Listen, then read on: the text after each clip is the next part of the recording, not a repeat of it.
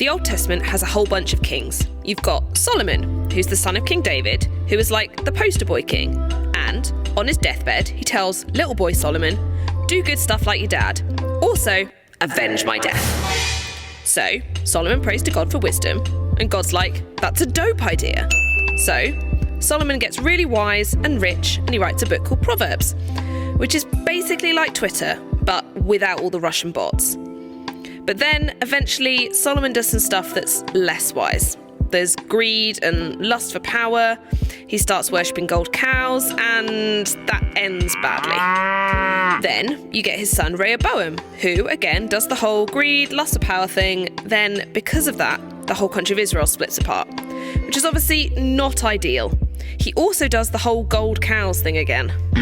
But then a while later, you get Hezekiah, and you think, all right, this guy's not so bad. Then you get Josiah, who realises that a lot of the kings have done some really stupid stuff, and we all need to stop with the whole gold cow thing. Leaders provide us with a model, whether as an example or a cautionary tale. So, what can we learn from the kings of the Old Testament? Hello, hi. If you haven't already picked up, my name is Chloe, and I'm usually part of the Metro Welcome team, but today I get to launch us into our next summer series, The Crown. Now, I thought whilst I was preparing this, you know what, we're dealing with some tricky names floating about, we're in the Old Testament, lots of history going on. I could really do with a visual to help us with this. And then the media team go and produce that, and that is amazing. Thanks so much, guys. That has just made the talk, even just for me. That was great. Thank you so much. Now, as that little sting shows us, we are going to be looking at a lot of kings. And handily, they are all in a book of the Bible called Kings. Great. So far, so good. Now, we're not going to be looking at kind of the modern day version of what a king is now. They're not the ribbon cutting, charity representing type. In fact, they are much more the ancient model of being a king. So we're talking the guys who were sovereign power, they were ruling over a lot of people, and a large part of what they did was decision make. Now, I doubt any of us here today are rulers over a nation, but a large part of what we do, just being human, is make decisions. It's actually estimated that the average adult makes around 35,000 remotely conscious decisions a day. That is a lot of decisions. No wonder we get tired. Now, I think it's a little bit odd that I'm up here and talking about making decisions, because I would not put myself in the camp as good decision maker. In fact, very far from it. Decision making for me is a painful process for both me and those around me as they watch my permanent state of indecision. But that's just me. So turn to the person next to you and ask them, are you a good decision maker? I want to know what's out there tonight.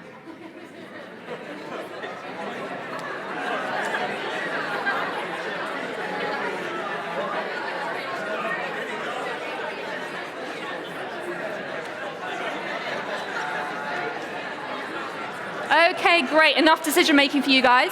Now, chances are, if you were panicked by the very thought of having to make a decision about whether you're a good decision maker, you are like me, you're not a great decision maker.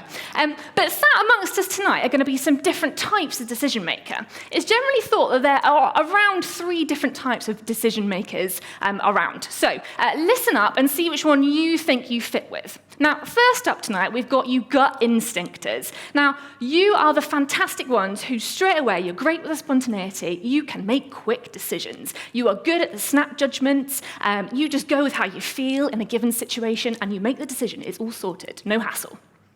Now, sometimes that backfires. You sometimes end up with some weird purchases, and sometimes you have those things where you look back and go, what was I thinking? You guys are the gut instinctors. Now, if you're not a gut instinctor, maybe you are an interviewer. Now, I am married to an interviewer, and interviewers, you can make decisions very well, but you like to ask at least 3 people first. You like to bounce your ideas off of them. You like to sort of say what the background is, and then you come to your own conclusion at the end. You are the interviewers. Now, if you're not, gut instinct, you're not an interviewer, you are probably an exhaustive researcher. And hello, friends, I am one of these. Exhaustive researchers. Before you buy anything, chances are you would have read every single review for that product online that there has ever been written. You are the ones that you need to see that menu hours before you hit the restaurant. Just you don't annoy your friends and family. You are the exhaustive researchers. Now, many of the decisions that we make each day are very small ones, like which cereal to eat, which trousers to wear, but actually, some of those 35,000 a day across our lifetime are pretty big decisions. Particularly as we hit our 20s and 30s, those decades are full of big decisions, full of decisions that are actually life-changing, door-opening, kind of future-directing decisions. Decisions like, okay, where do I go to uni? What do I study? Which job do I get? Which city do I live in? Who do I date? Who do I marry? Do we have children? Do we buy a house? Where do we live? All of these things we get, particularly in our 20s and 30s. And maybe someone older will tell me, yeah, the decisions don't stop. But right now, we're in our 20s and 30s. It seems like a lot of decisions to make. And they can be really difficult for us to make. And maybe you're sat here and you're someone that right now, you're trying to make some of those decisions in your life. Maybe you're sat here and actually you've made some of these decisions before, but you don't feel like it's turned out that well. But regardless of where you are right now, we are all going to have to be faced with some big decisions in our lives. So, how do we go about making good decisions? What is the secret to good decision making? Now, we're on our new series, The Crown. We're looking at a lot of kings, their highs and lows. And we're not just picking a random book of the Bible because we're Christians and that's what we do. We talk about it on a Sunday. We actually genuinely believe at Metro that God's word is alive and can really talk to us in the here and now. And we think the Bible's really practical. And we're going to be looking at a guy called Rehoboam tonight and what he can show us about decision making. Now, before we hit our main Bible passage, we really need to do a little bit of scene setting. Because I don't know about you, but the first time I think I heard of Rehoboam was when Philip said, "Can you talk on Rehoboam?" So let's do a little bit of background here. So whilst most of us here won't have heard of King Rehoboam, many more of us will have heard of King David. We saw him in The Sting. Now, he was a really good king, and what we know about David was that he had a really good relationship with God. And David is like the beginning of our story. David is like season 1 here, okay? So bear with me. Season 1, The Crown, we've got King David. And he, as I said, has a really good reign. He does really good things. He goes to God with it all. And God really blesses him because of it. And he says, "Hey, David, I love how you've done things. Here is a huge kingdom called Israel. It's going to be yours. And as your legacy, I'm going to keep this in your family. So this kingdom is going to go to your son, your son's son, your son's son's son. It is yours forever. It is the legacy that I'm giving you." So that's David. And then we move on to season 2. And season 2, we meet Solomon, who, again, some of you might have heard of. Now, Solomon was known as a very wise king. And because David had done so well in his reign, he'd become very politically powerful as a nation, and there was lots of wealth. So Solomon has got kind of an easy job, to be honest. He's got a happy nation full of wealthy people and lots of wealth going around. Now, with Solomon, because he's got all of that, he does lots of big building projects. And he's the one who builds the temple, which is the house of God. But as a season catch-up, because we're going to go on to season 3 today, as a season catch-up, the 2 things that you need to bear in mind about Solomon, the 2 season catch-ups we need to have in our head is, 1, all those building projects took their toll on the people, okay? They were taxed really heavily, and they were the ones that had to do all the building work. So they weren't happy at all. By the end of Solomon's reign, they were not happy people. And the second thing that we really need to know is that while Solomon started his reign really well, he finished it terribly. He seriously messed up. And God said, actually, as a consequence, Solomon, I can't give you this kingdom that I promised to David. And God, through a prophet, told Solomon, actually, I'm going to give most of the kingdom to a guy called Jeroboam, okay? Now, Solomon, understandably, not very happy about that. He's going to lose most of his kingdom to this random guy called Jeroboam. So Solomon, just tries to kill Jeroboam, as you would. Now, Jeroboam runs off. He runs off to Egypt for the rest of Solomon's reign. And now we hit season 3. Thank you for bearing with me on the backstory there. We now hit Rehoboam, who is son of Solomon. And we're going to pick up today's passage in 1 Kings 12 at the death of Solomon. So here we go.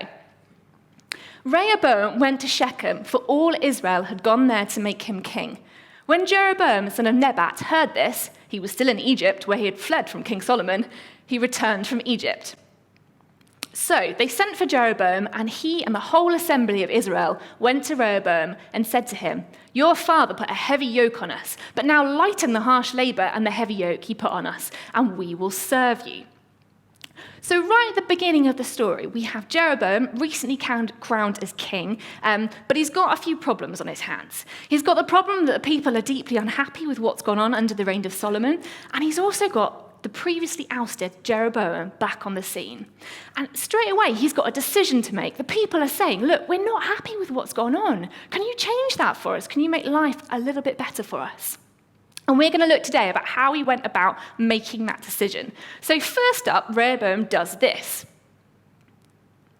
Rehoboam answered, "Go away for 3 days and then come back to me." So the people went away.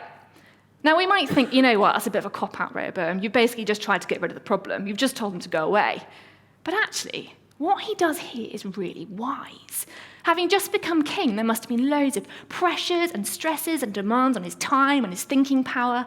And rather than making a snap judgment that he might regret, he actually tells the people, you know, wait a bit. I'm going to go away, I'm going to step back from the public limelight, and I'm going to think about this one, and I'm going to get back to you.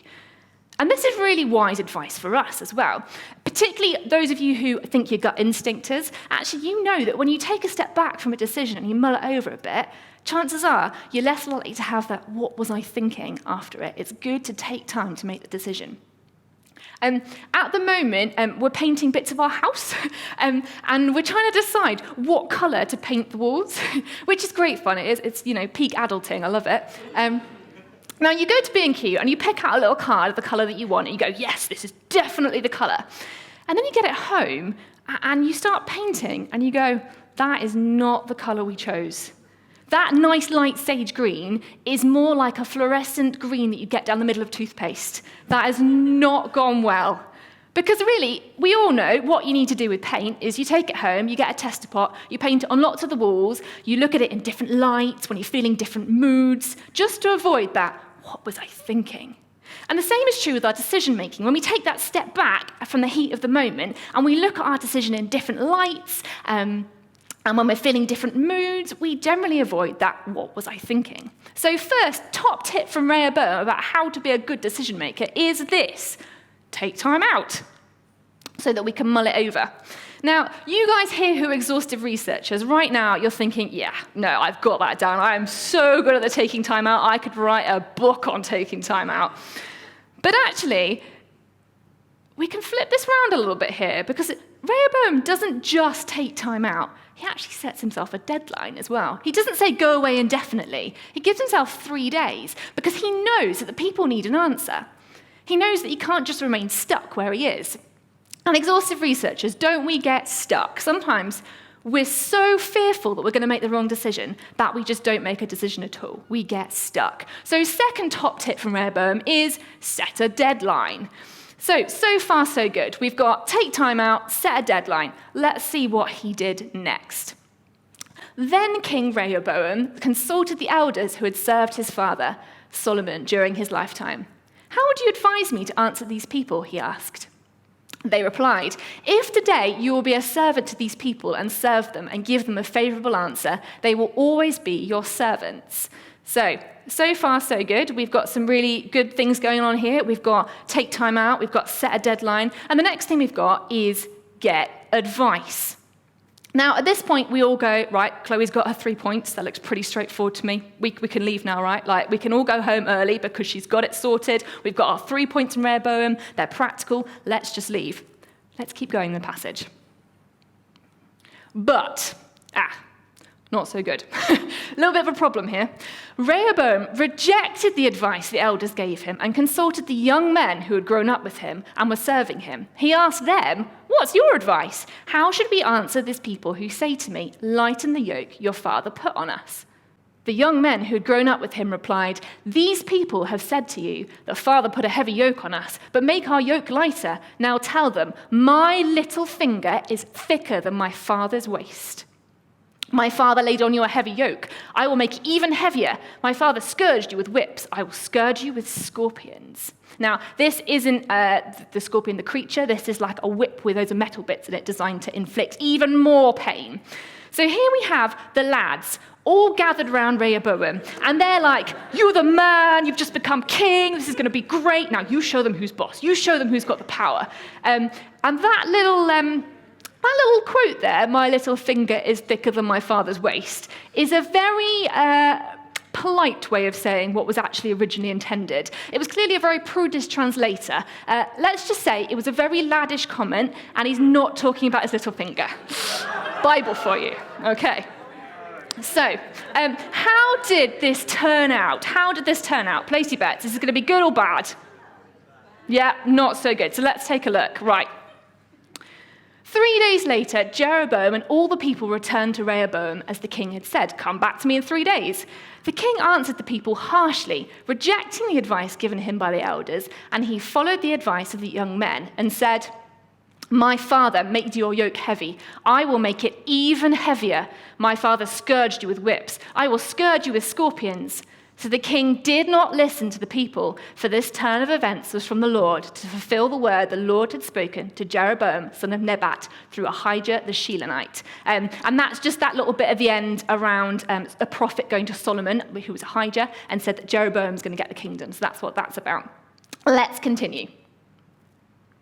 When all Israel saw that the king refused to listen to them, they answered the king, what share do we have in David? What part in Jesse's son? To your tents, Israel. Look after your own house, David. Which is basically their version of jog on, right? Get lost. You have you're not king over us anymore. You're fired as our king. In fact, we reject you. We don't care your lineage. We don't care who your father was or who your father's father was. You're not part of us anymore. And then this happens. So the Israelites went home, but as for the Israelites who were living in the towns of Judah, Rehoboam still ruled over them. King Rehoboam sent out Adoniram, who was in charge of forced labor, but all Israel stoned him to death. King Rehoboam, however, managed to get into his chariot and escape to Jerusalem. So Israel has been in rebellion against the house of David to this day. When all the Israelites heard that Jeroboam had returned, they sent and called him to the assembly and made him king over all Israel. Only the tribe of Judah remained loyal to the house of David. Right, pretty catastrophic here. He's just started being king, and straight away, after about 3 days, he's lost most of the kingdom. Not wonderful. And added to that, he's got a guy killed, and he's had to flee for his own life, and the people are in uproar. This is really, really not good news. So we can see that actually taking time out to make a decision, great. Setting a deadline, great. But the story of Rehoboam really highlights that any old advice just won't do. In fact, listening to the wrong voices can be pretty catastrophic. It can be pretty detrimental. The problem here was the voices that Rehoboam listened to. So who did Rehoboam listen to? Well, you might have actually picked it up in the passage because the Bible repeated it so much it was hard not to. The Bible kept telling us that Rehoboam was listening to the young men who grew up with him and were serving him. Now, this is not the Bible being ageist, and this is not going to be a talk on how we always need to listen to our elders because they're wiser than us. That might be the case some of the time, but age and wisdom doesn't always go together. Rehoboam, in fact, was around 40 when he became king. So here's Rehoboam, this 40-year-old, listening to a bunch of other 40-year-olds who, quite frankly, should have known better. But the problem with Rehoboam was that, well, they didn't really know better. When we think about it, Rehoboam was a posh rich kid. He had grown up in the lap of luxury. He would have lacked no material thing. Best schools, best chariots, best horses, best houses. And so his friends weren't going to be average Joes. They weren't going to have been Kevin, who grew up in the council flat next door. These were a bunch of posh, rich boys, okay? They would have never have worked a day in their lives, and they'd have no idea what the ordinary people were actually going through. And to add insult to injury, we're also told that they were serving Rehoboam. So they're basically just his yes men. They're there to pat him on the back and say, oh, well done, that's a good idea, well done, Rehoboam, which is going to give Rehoboam a really warped view when he comes to try and make this decision. Now, on the Metro weekend away, I got to do one of the climbing wall sessions, which was really good fun. I hadn't been climbing in about a decade, and I'd forgotten how much of it was core strength, and that after about 10 years, most of my core strength had turned to jelly. So I'd frequently find myself in the middle of the wall, just hanging on as hard as I could, unable to move. Because when you're in the middle of the wall, what can you see? Not a lot. You can see a few sweaty handholds in front of you, but not a lot. And there was this particularly tricky one at the end that we wanted to do. And Caleb had climbed it, so of course I was going to give it a go. Can't be that hard.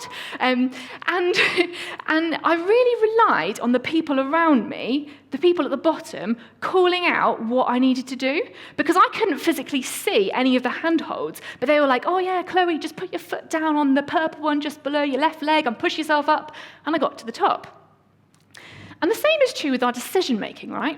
Often when we're in a decision, we get kind of tunnel vision. We can find it really hard to see the big picture.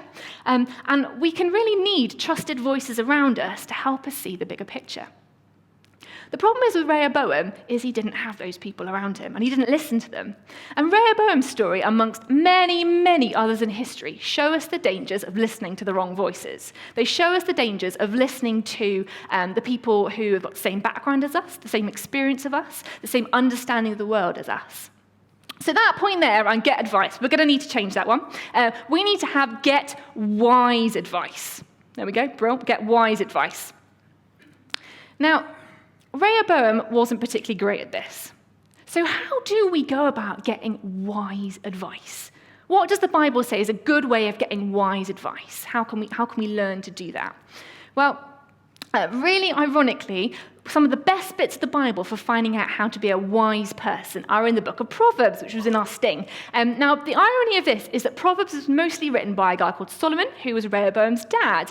And quite a bit of it, when you flick through, a lot of it says, "to my son." Clearly, Rehoboam flatly ignored all of that as well. But I thought we'd have a look at it just to see what he should have done and so that we can learn from it. And the first nugget of wisdom that Proverbs provides us with around getting wise advice is this, and I love this verse. It is this. It is, "Trust in the Lord with all of your heart and lean not on your own understanding, but in all of your ways acknowledge him and he will make your paths straight." So the first person always we need to turn to get wise advice is God. We need to go to God. We need to take our decision to God and acknowledge him in it and say, "Hey, God, look, I've got this decision to make. Don't quite know what to do. What do you think?" It can be as simple as that. Just acknowledge God in that process. What's really interesting is that I think there's pretty much no mention of God at all in the bit we just read. Rehoboam did not once acknowledge God in that situation. And that's very characteristic of his reign as a whole. When we flick through the Bible, we look through lots of stories of people. The most successful ones were the ones that took stuff to God first and foremost, asked for God's wisdom. They were really successful. And I don't think it's because God goes, "Well, I'm only going to bless those that come to me first."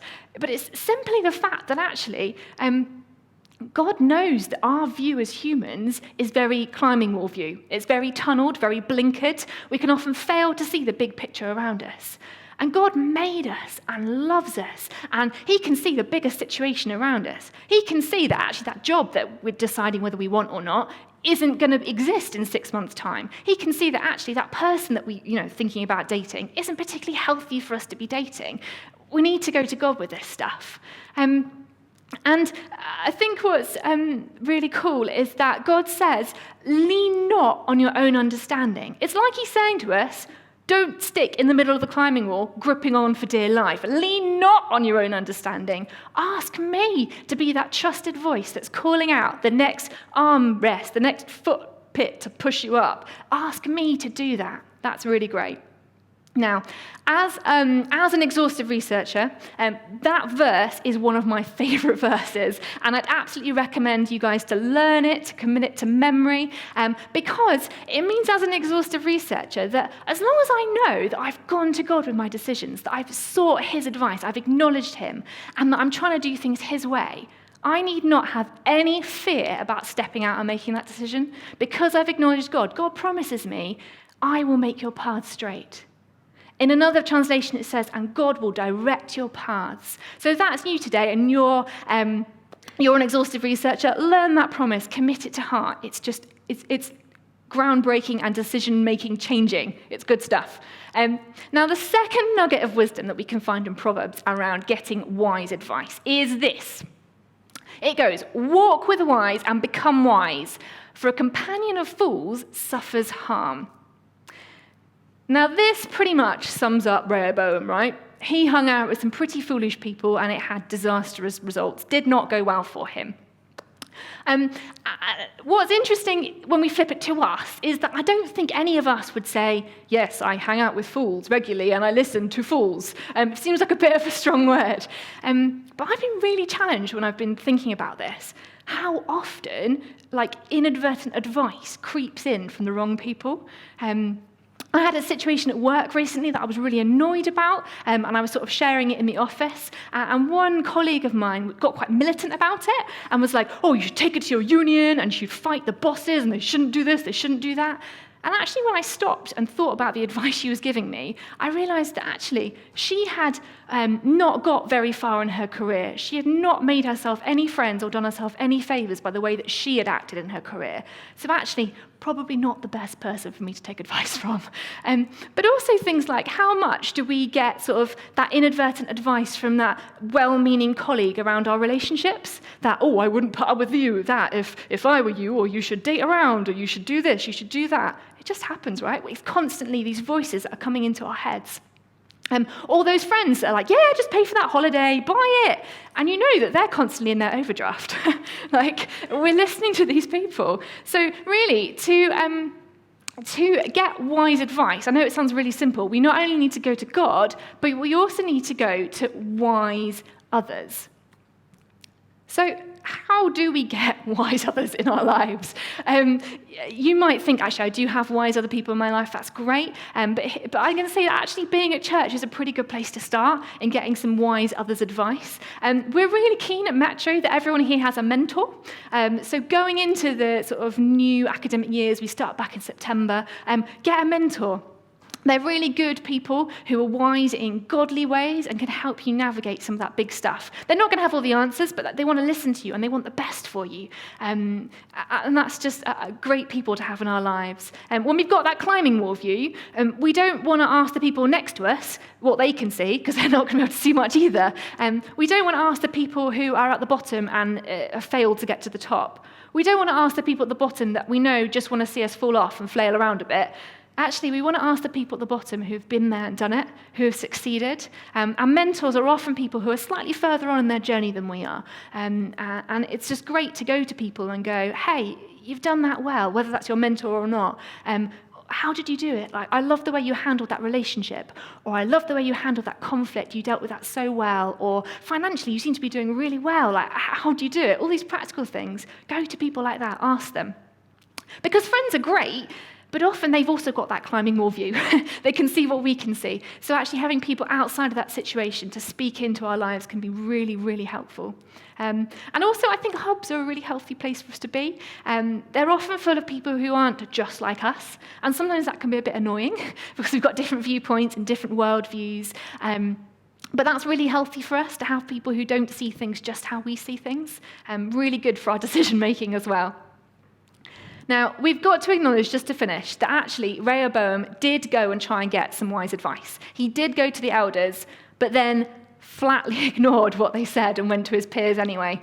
And it really becomes quickly apparent that Rehoboam is only willing to take advice when it matches his own will.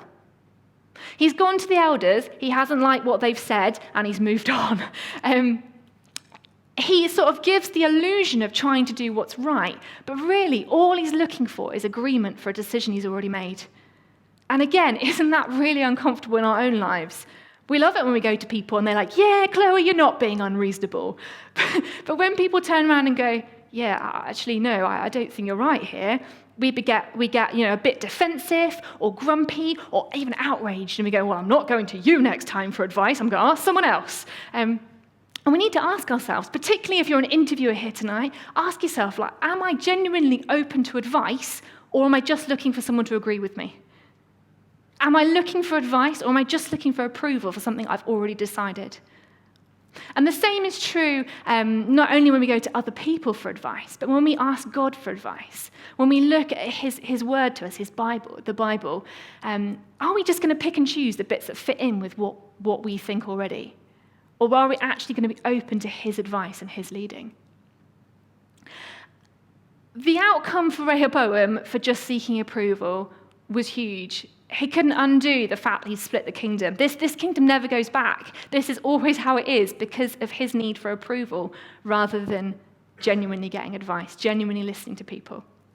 So our challenge, just to finish up at Metro here today, is both as individuals, but also collectively as a church, as we move into a new season in autumn, as we start making decisions about who we are and what we want the next year to look like, let's be people who are genuinely looking for advice from people who have already been there, churches that have already done what we're thinking of doing, and really listening to them, listening to their highs and lows, listening to the mistakes they made and taking that on board. Basically, let's just be less Rehoboam about it. So today's big idea, just to finish up, is what we've had on the screen the whole time, but we're just going to refresh our memories. So the secret to making good decisions is to take time out, set a deadline, and seek wise advice from God and wise others. I think it would be really nice for us just to pray to finish, and then the band are going to come up and lead us in some more songs. Great.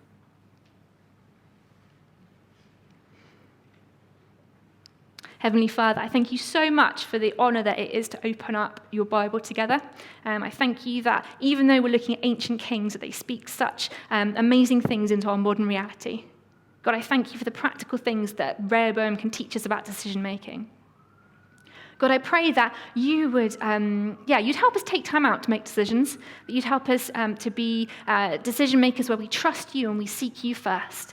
God, I pray that you would, particularly those here tonight who are trying to make decisions, that they would hear your voice. They would know the direction that you are leading them into, and that you would give them peace and courage as they step out into that decision.